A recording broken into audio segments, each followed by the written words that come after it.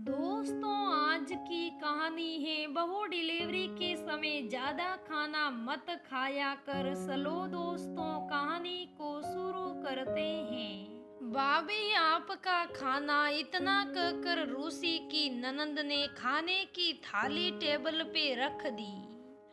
भूख से बेहाल रूसी की नजर जब थाली पे गई तो दिल रो उठा। सिर्फ 2 सूखी रोटी और 1 कटोरी दाल और चटनी जितनी सब्जी।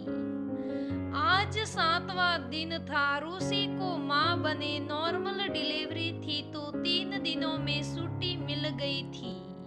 घर पे आते ही अपने कमरे तक रूसी सिमट गई थी। घर के कामों का बहाना कर सासू माँ ने बच्चे की जिम्मेदारी भी रूसी पे डाल दी थी। जब से डिलीवरी हुई थी एक समय भी भरपेट खाना रूसी ने नहीं खाया था। सास कहती थी ज्यादा खाओगी तो बच्चे का पेट दुखेगा।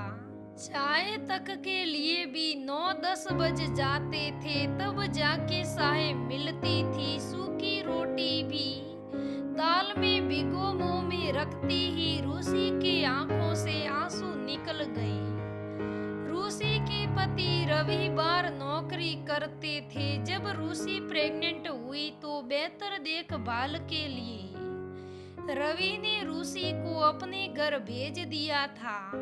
लेकिन यहाँ तो कभी भी भरपेट खाना रूसी को नसीब नहीं होता। बसा समय तो थोड़ा पहले हो गया था तो अचानक से रवि को भी छुट्टी नहीं मिली थी। अगर रवि होते तो रूसी कुछ कहती भी उनसे, लेकिन ससुराल में किससे क्या कहती। किसी तरह खाना खा मुन्ने के बगल में लेटी ही थी कि मुन्ना उठ गया और रोने लगा। जाहिर सी बात थी, जब रूसी का पेट नहीं भरता तो मुन्ने का कैसे भरता। भूखा बच्चा रात दिन रोता और सास कहती कैसा रो दो बच्चा है, बिल्कुल अपनी माँ पे गया है। रूसी की आत्मा रो देती।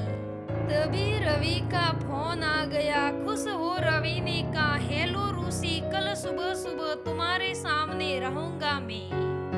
अपने बेटे को देखने के लिए दिल तरस गया। रवि के आने की खबर सुन रूसी बेहद खुश हो गई। अगले दिन रवि आ गए। सबसे मिल जब रवि कमरे में आया तो रूसी को देख हैरान रह गया।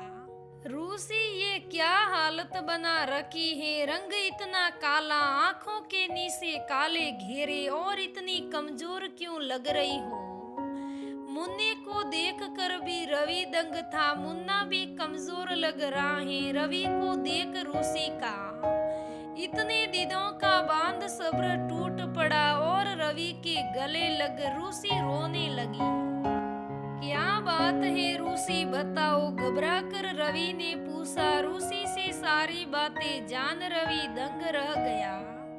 तुमने मुझे पहले क्यों नहीं बताया सब। और तुरंत रसोई में जाकर थाली सजा के ले आया और रूसी को खिलाने लगा। रवि को खाना निकालते देख रवि की माँ नाराज हो गई। ये क्या इतना सारा खाना क्यों खिला रहा है बहू को।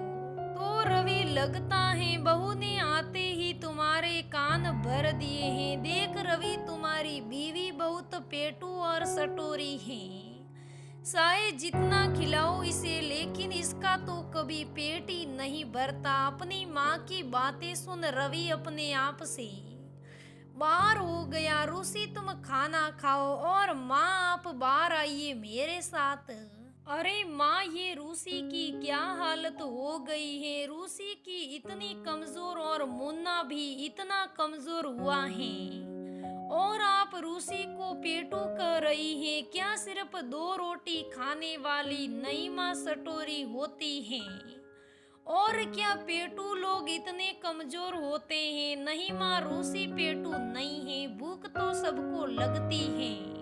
प्रेगनेंसी और नई माँ को तो दुगनी खुराक देनी चाहिए, तभी तो स्वस्थ माँ और स्वस्थ बच्चा होगा। लेकिन अफसोस माँ, आपने कभी रूसी को भरपेट खाना नहीं दिया हो तब तो पेट भरेगा ना।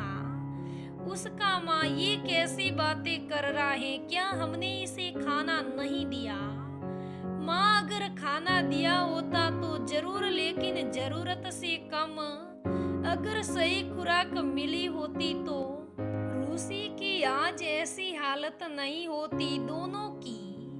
जब मुन्ना पेट में था तब आप कहती ज्यादा खाने से बच्चा दबेगा, और अब डिलीवरी के बाद ज्यादा खाने से मुन्नी का पेट दुखेगा। कैसी हालत हो गई मेरे बच्चे और मेरे बीवी की।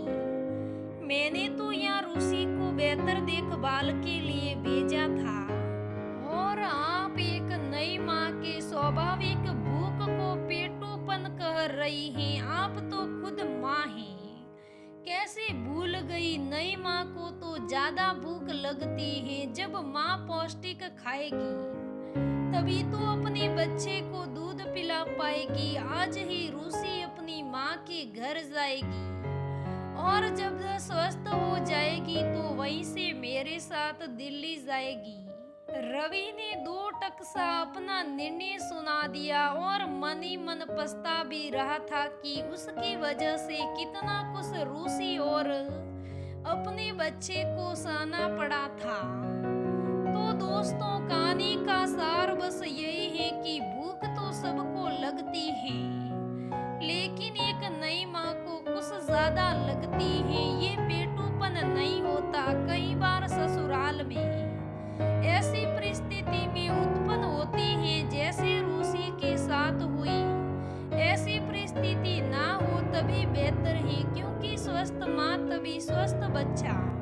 दोस्तों, आज भी हमारे समाज में, हमारे घरों में रूसी जैसी हालत बहुत सी औरतों की है। अपनी सास के सामने खाने के लिए तड़पना पड़ता है, फिर भी वो कठोर दिल सासू माँ नहीं समझती। क्या किसी को भूख नहीं लगती? अरे भूख तो सबको लगती है। खुद का पेट भरते हैं, खुद को भूख नहीं होती है तो सामने वाले की भी भूख नजर नहीं आती।